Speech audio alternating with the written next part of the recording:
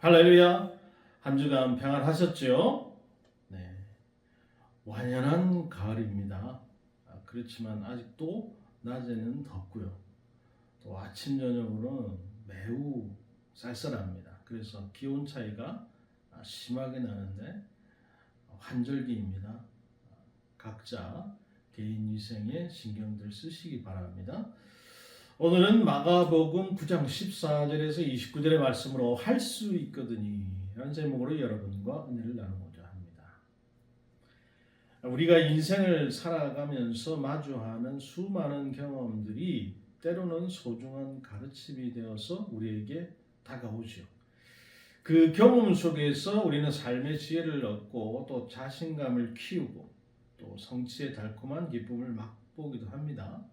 시간이 지나면 이 경험들은 추억이라는 이름의 보석이 돼서 이제 우리 가슴 속에 소중한 이야기로 남게 되는데요. 그러나 경험이 언제나 우리에게 최선의 해답이 될 수 있겠습니까? 미국의 극작가 마크 트웨인이 이렇게 말한 적이 있어요. 경험 속에서 우리는 지혜를 얻고 그곳에서 멈춰야 한다. 그렇지 않으면 뜨거운 난로 뚜껑이 앉았던 고양이처럼 되어버립니다. 이 고양이는 다시는 그 뜨거운 뚜껑이에 앉지 않을 것이다. 그것은 다행이다. 그러나 그 고양이는 차갑게 식은 난로 뚜껑이에도 다시 앉지 않으려 할 것이다. 자, 이 말은 경험이 분명히 귀한 자산이기는 하지만 혹시 우리가 그 경험의 틀 안에 갇혀서 스스로 한계를 설정하고 있지는 않은지 돌아보아야 한다는 것입니다. 긍정적이든 부정적이든 모든 경험은 때로는 우리 안에 후유증을 낳기도 하죠. 그러나 오늘 말씀 속에서 예수님께서는 우리가 경험의 굴레를 벗어나서 더 넓은 세계로 나아갈 수 있긴 그 길을 제시하고 있어요. 그 길은 다름 아닌 믿음이라고 하는 것입니다. 오늘 말씀을 통해서 우리가 이 믿음을 더 강화시키고 또 그 믿음 안에서 하나님의 놀라운 능력과 영광을 체험하는 귀한 시간이 되기를 주님의 이름으로 축복합니다. 자, 그렇다면 그 믿음을 강화시키는 무엇이냐? 그 첫째로 믿음의 부재는 무능과 논쟁을 낳는다고 하는 것입니다. 예수님께서 이제 베드로, 야고보, 요한을 데리시고 따로 높은 산에 올라가서 은혜로운 시간을 보내고 계실 때 나머지 9 제자들은 산 아래에서 무엇을 하고 있었을까요? 이에 그들이 제자들에게 와서 보니 큰 무리가 그들을 둘러싸고 서기관들이 그들과 더불어 변론하고 있더라 그랬어요. 제자들은 서기관들과의 논쟁 속에 휘말려 있었습니다. 예수님이 세 제자만 데리고 떠나셨는데 그들의 마음속에는 서운함과 시기심이 가득 차 있었을지도 모르지요. 바로 그때 귀신 들린 아이를 데리고 한 사람이 그들에게 찾아와서 고쳐달라 이렇게 간청합니다. 제자들은 자신들이 전도 여행에서 귀신을 내쫓는 경험을 했기 때문에 이번에도 우리가 능히 할 수 있을 것이다 이렇게 자부했어요. 그래서 자신감에 차서 소리를 칩니다. 귀신아 나가라! 그러나 귀신이 꿈쩍도 하지 않아요. 당한 제자들 다시 한번 힘을 모아서 큰 소리로 외칩니다. 더러운 귀신아 나가라! 그러나 귀신은 여전히 요지부동이죠. 마지막으로 그들이 간청하기 시작합니다. 아유 귀신아 제발 좀 나가줘. 그래 이마저도 아무 소용이 없어요. 자, 이때 서기관들이 비웃기 시작하는 거예요. 아이고 큰 소리만 떵떵 치더니 거 봐라 니들은 아무것도 못하지 않느냐. 제자들이 무리 앞에서 체면을 구기고 그 실패를 인정할 수밖에 없어서 이제 서기관들과 격렬한 말다툼을 벌였어요. 바로 그 순간 예수님께서 이제 산에서 내려오셨어요. 예수님은 제자들에게 그들과 무엇을 놓고 변론하고 있는지 물으셨고 무리 중 한 사람이 대답했어요. 어찌저찌 해서 애를 데리고 왔는데 우리가 이렇게 했는데 그 일을 하지 못했습니다. 자, 그러면서 이 아버지가 그 자신의 절박한 사정을 얘기를 하면서 동시에 제자들의 무능함도 지적했어요. 왜 제자들이 실패했겠습니까? 그들은 자신의 과거의 경험에 기대어서 기도와 믿음 대신에 자만에 빠져 있었기 때문입니다. 이번에도 그렇게 하면 되겠지. 그 결과로 예수님을 의지하지 않은 채 스스로 문제를 해결하려다가 철저히 실패하고 말았죠. 이 참담한 상황 속에서 예수님이 어떻게 반응하셨습니까? 대답하여 이르시되 믿음이 없는 세대요 그랬어요. 예수님께서는 왜 믿음이 없는 제자들이요 라고 하지 않으시고 믿음이 없는 세대요 라고 하셨을까? 이것은 예수님이 단순히 그 제자들뿐만 아니라 그 시대 전체를 바라보고 계셨기 때문입니다. 불신이 그 시대에 잠식을 하고 악의 세력이 활개치는 근본적인 원인으로 보셨던 거죠. 믿음이 사라진 세대의 그 타격은 누구에게 가장 먼저 미치겠습니까? 사회학자 중에 에밀 드리켐이라는 사람이 사회가 혼란에 빠지고 규범이 무너질 때 가장 먼저 정신적, 정서적 피해를 입는 것은 바로 아이들이다 이렇게 분석을 했어요. 그의 말대로 불신이 백미한 시대는 아이들에게 깊은 상처를 남깁니다. 거품을 물고 이를 갈고 점점 화려해져가는 아이의 모습은 오늘날 우리의 청소년들을 떠올리게 하죠. 극심한 경쟁, 공부의 압박, 아이들은 쉬지 못한 채 학교와 학원을 오가면서 힘겨운 일상을 살아가고 있습니다. 디지털 기기와 소셜미디어에 중복돼서 현실의 그 인간관계가 단절되고 비교와 또 사이버 괴롭힘, 외모 지상주의 이런 것들에 시달려서 자존감은 이제 나락으로 떨어지는 거예요. 그 결과로 한국 청소년들 사이에서 우울증과 불안감은 심각한 수준에 이르렀고 감정을 통제하지 못해서 폭주하는 아이들이 점점 더 늘어나고 있어요. 이런 모습을 볼 때 마음이 아프지 않을 수 없죠. 특히나 부모된 입장은 더 그렇습니다. 이런 상황 속에서 우리 어른들은 무엇을 하고 있습니까? 예나 지금이나 논쟁만 벌이고 있지는 않은지 돌아보게 되는 거예요. 아이들은 살려내지 못한 채 이게 다 당신 탓이다 하면서 서로를 탓하는 데만 급급하지 않습니까? 우리 교회라도 이런 아이들에게 숨쉴 공간이 돼 주어야 하는데 과연 우리는 그런 역할을 다하고 있는지 자문해 봐야 하는 것입니다. 우리 역시 믿음이 없는 세대의 일원이 되어서 무능하게 주저앉아 있으면 주님께서 얼마나 안타까워하시고 탄식하시겠습니까? 믿음이 없는 세대여, 내가 얼마나 너희와 함께 있을, 얼마나 너희를 참으리요. 이런 얘기를 듣지는 말아야 되겠죠. 자, 두 번째로 믿음의 성장이 그 주님이 도우시는 거예요. 자, 20절에 보니까 이에 데리고 오니 귀신이 예수를 보고 그 아이의 심히 격려를 일으키게 하는지라 그랬어요. 아버지가 아들을 이제 예수님께 데려오자마자 귀신은 예수님 보자마자 아이를 더욱 심하게 괴롭힙니다. 아이는 바닥에 쓰러져서 거품을 흘리고 격려를 일으켜요. 귀신은 그나마 남아있던 그 믿음의 조각마저 산산이 부수고 더 깊은 절망 속으로 아버지를 밀어넣으려는 의도를 드러내는 것입니다. 우리가 영화 같은데 구마의식 보면 그렇잖아요. 부모를 더 괴롭히잖아요. 예수님께서 먼저 아이의 그 아버지의 고통에 귀를 기울이세요.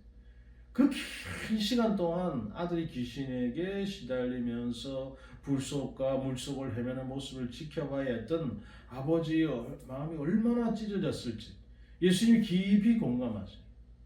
언제 아이가 또다시 무슨 위험에 처할지 몰라서 한시도 마음을 놓을 수 없었던 아버지의 그 절망과 두려움이 얼마나 컸을까요?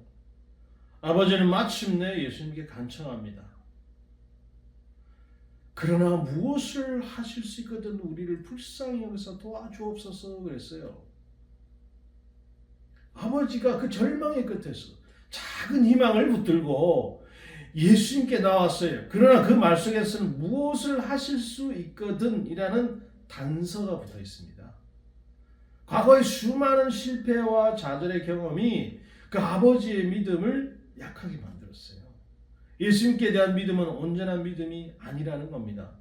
예수님께서는 이런 아버지에게 어떻게 반응하셨습니까? 그저 동정의 말로 어깨를 두드리면서 아유 힘들었겠네요 라고만 하셨을까요? 예수께서 이르시되 할 수 있거든이 무슨 말이냐? 믿는 자에게 능히 하지 못할 일이 없느니라 하시니 이랬어요. 여러분이 할 수 있거든이 무슨 말이냐라는 이 예수님의 대답은 단순한 책망 이상의 깊은 의미를 담고 있습니다. 예수님은 아버지의 그 불신과 절망을 이해하셨지만 그 상태로 머물게 하시려는 분이 아니에요. 동정만으로는 믿음이 자라지 않기 때문입니다. 예수님은 아버지의 불신을 깨트리고 그의 믿음을 온전하게 하시려고 하셨어요. 예수님께서는 아버지의 그 반신반의하는 믿음을 100%의 믿음으로 채우고자 하셨던 거죠. 자, 이 말씀은 책망이면서 동시에 도전이고 격려이기도 한 것이죠. 이 예수님의 선언하십니다. 믿는 자에게 능히 하지 못할 일이 없다. 우리가 믿는 하나님은 어떤 분이십니까? 홍해를 가르시고 광야의 샘을 터뜨리시고 죽은 자를 살리시는 전능하신 하나님이시죠. 예수님은 이 하나님을 온전히 의지하면서 불가능을 가능케 하시는 분이에요. 우리가 예수님을 온전히 믿을 때 하나님의 능력은 우리 삶 속에서 실제로 역사하십니다. 불신의 벽이 그 능력을 가로막을 뿐이죠. 하나님의 능력을 체험하지 못하는 이유는 상황이나 장애물이 아니라 우리 안에 자리 잡고 있는 불신 때문입니다.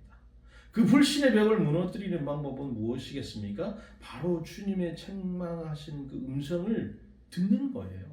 할 수 있거든이 무슨 말이냐? 믿는 자에게는 능히 하지 못할 일이 없느니라. 이 말씀을 우리는 깨어져야 하는 것입니다. 그리고 그 자리에 믿음의 통로를 세워야 되는 것이죠. 그 통로를 통해서 우리는 하나님의 그 능력과 연결이 될 수 있고 또 우리 삶 속에서 하나님이 살아계심을 체험할 수 있게 되는 것입니다. 아버지는 예수님의 책망과 격려를 듣고 어떻게 반응했습니까? 곧 그의 아버지가 소리질러 이르되 내가 믿나이다. 자, 이 아버지 더 이상 불신에 머무르잖아요. 오히려 내가 믿나이다 라는 강력한 고백을 통해서 예수님을 온전히 신뢰하게 되었어요. 동시에 그는 자신의 믿음이 여전히 부족하다는 것도 솔직하게 인정했습니다. 이 겸손한 고백이야말로 믿음의 성장이 시작되는 중요한 열쇠입니다. 우리도 이 아이의 아버지의 마음을 충분히 이해할 수 있죠. 우리 또한 비슷한 상황에 처할 때가 많기 때문입니다. 양이든 자녀든 배우자든 혹은 다른 문제들 간에 우리 처음에는 해결할 수 있다는 믿음을 가지고 시작합니다. 그러나 이 문제를 가지고 시도할수록 상황이 나아지지 않고 실패가 반복되다 보면 점차 믿음이 약화되고 또 상처만 남게 되는 경우들이 많죠. 자, 그렇게 되면 어떻게 됩니까? 도전할 의욕조차 상실해버리는 순간도 찾아온다는 거예요. 그런 믿음이 부족하다고 해서 절망할 필요는 없습니다. 아이의 아버지가 믿나이다. 나의 믿음 없는 것을 도와주소서라고 절박하게 외쳤던 것처럼 우리는 여전히 예수님께서 우리의 연약함을 솔직히 고백하며 그분의 도우심을 구할 수 있는 것입니다. 예수님께서는 우리의 부족함을 아시기 때문에 우리가 온전히 믿지 못할 때도 우리를 외면하지 않으세요. 우리가 겸손하게 믿음의 연약함을 인정하고 그 성장을 위해서 도움을 구할 때 주님이 기꺼이 응답하시면서 우리의 믿음을 키워주시는 분이세요. 주님은 우리의 작은 믿음을 큰 믿음으로 자라나게 하시는 분입니다. 믿음의 여정은 의심을 완전히 없애는 것이 아닙니다. 오히려 의심과 맞서 싸우고 그 가운데서도 예수님을 붙들고 신뢰하는 과정에서 믿음이 깊어지고 단단해지는 거예요. 할 수 있거든 이라는 이 의심이 우리 마음에 스며들 때조차 우리는 예수님께 나아가서 그분의 능력을 구해야만 하는 것입니다. 그럴 때 우리의 믿음은 한 걸음 더 성숙해질 수 있는 것이죠. 우리가 믿는 자에게 능히 하지 못할 일이 없다는 이 예수님의 놀라운 약속을 붙들고서 그분의 신실한 도움을 의지하면서 우리의 믿음이 날마다 자라나가길 간절히 주님의 이름으로 축복합니다. 자, 마지막으로 믿음의 표현은 기도다라는 것입니다. 예수님은 아버지의 간절한 기도를 들으시고 즉시 아이를 고쳐주십니다. 말 못하고 듣지 못하는 귀신아 내가 명하노니 그 아이에게서 나오고 다시는 들어가지 말라. 예수님 명령이 떨어지자 귀신은 소리 지르면서 아이를 마지막으로 괴롭히고 떠납니다. 아이는 잠시 죽은 것처럼 보였지만 예수님께서 그의 손을 잡아 일으키시자 다시 건강을 되찾았어요. 이 장면은 예수님께서 어둠과 사탄의 모든 권세 위에 군림하시는 분이심을 분명하게 보여주시는 것입니다. 아이의 아버지는 아들이 귀신의 속박에서 풀려난 것을 보면서 하늘을 향해 주님을 찬양합니다. 라고 외쳤죠. 예수님의 능력이 오늘도 여전히 역사하고 있음을 그는 깊이 체험을 한 것이죠. 예수님은 오늘도 동일하게 역사하시고요. 믿는 자에게 불가능이 없음을 보여주시는 분입니다. 중요한 것은 우리가 문제를 마주할 때 그 문제를 가지고 예수님 앞에 나아가는 겁니다. 문제가 있는데 그 문제를 가지고 나아가지 않는다면 해답은 없는 것이죠. 비록 우리 믿음이 완전하지 않더라도 예수님께 나아가야 하는 것입니다. 우리의 부족함과 불신마저도 솔직히 고백하고 도우심을 구할 때 주님은 결코 우리의 간구를 외면하지 않으십니다. 자, 이 사건 이후에 이제 제자들이 조심스럽게 예수님께 물어봅니다. 우리는 왜 귀신을 쫓아내지 못합니까, 주님? 그때 예수님이 냉정하게 야, 나니까 가능한 거지. 니들은 아직 멀었어. 이렇게 말씀하셨을까요? 이르시되 기도 외에는 다른 것으로 이런 종류가 나갈 수 없느니라. 예수님의 답변이 간단하지만 심한 진리를 담고 있어요. 예수님의 기도 외에는 이런 종류의 영적인 권세를 이길 수 없다고 말씀하셨어요. 이는 우리의 노력과 의지만으로는 영적 전쟁에서 승리할 수 없고 오직 기도를 통해서만 가능하다라고 하는 깊은 교훈을 우리에게 전해주시는 겁니다. 여러분, 기도는 단순한 행위가 아니라 우리의 믿음이 구체적으로 드러나는 방식이에요. 기도는 하나님과의 관계를 지속적으로 유지하고 심화하는 통로입니다. 우리는 하나님을 믿는다고 말은 하지만 그 믿음은 기도를 통해서야 비로소 살아 움직이게 되는 것입니다. 기도는 우리의 약함을 인정하고 그 하나님의 강함에 의지하는 행위입니다. 제자들이 실패한 이유가 뭡니까? 그들이 과거의 경험에 의지한 나머지 하나님과의 연결성을 잊고 있었기 때문이에요. 그러니까 문제를 해결하기 위해서 기도도 하지 않고 귀신아 나가라! 라고 외쳤으니 될 리가 만무한 것입니다. 기도는 여러분 하나님의 능력에 의지하는 현재적인 믿음의 표현인데 제자들이 기도를 하지 않았기 때문에 그들의 믿음은 힘을 발휘하지도 못했고요. 그 결과로 무기력해졌던 것입니다. 오늘날 교회가 왜 세상을 변화시키지 못하고 있습니까? 왜 영혼들을 어둠의 세력에서 구원해내지 못하고 무기력하게 머물러 있는 것입니까? 그것은 우리가 그 과거의 경험에만 의지해서 오늘날의 문제들을 과소평가하고 있기 때문 아니겠습니까? 아니면 과거의 그 실패에 사로잡혀서 그저 손을 놓고 방관만 하고 있는 것은 아닐까요? 세상은 더 악해지고 어둠의 권세는 더 강력해져만 가고 있습니다. 물질 만능주의, 도덕적 타락이 심화되고 우리 다음 세대는 점점 더 연약해져 가고 있어요. 이 어려운 상황 속에서 우리는 더욱 강력한 하나님의 능력을 구해야 하는 것입니다. 더 철저하게 하나님의 은혜를 의지해야 하는 것이에요.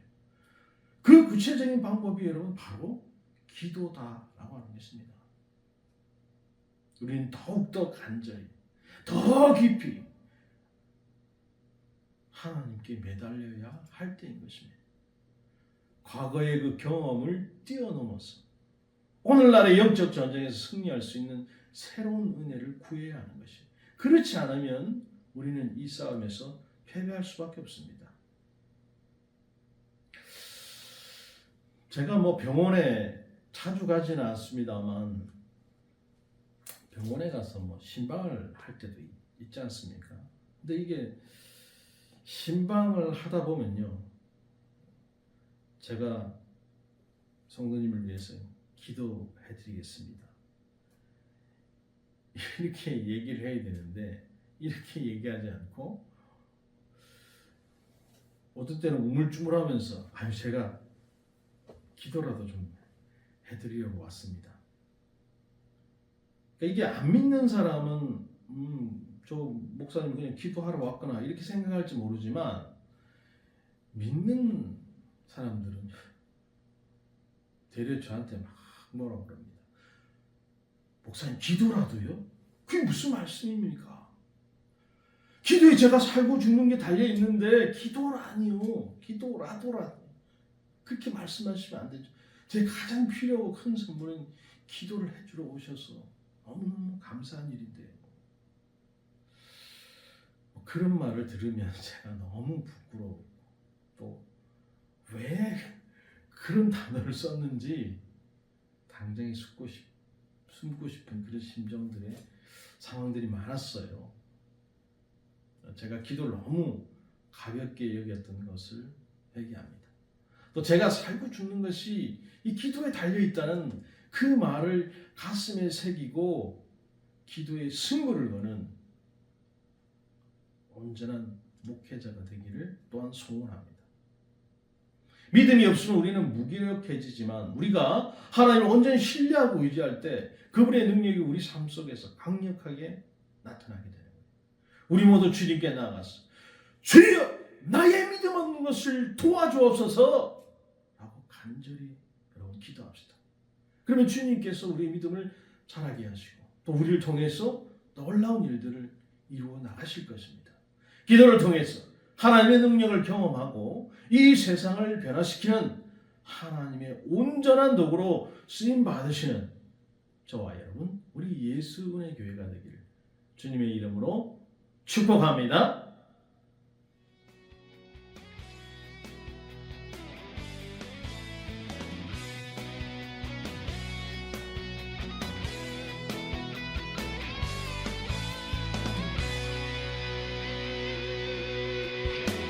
저 높은 하늘 위로 밝은 태양 떠오르듯이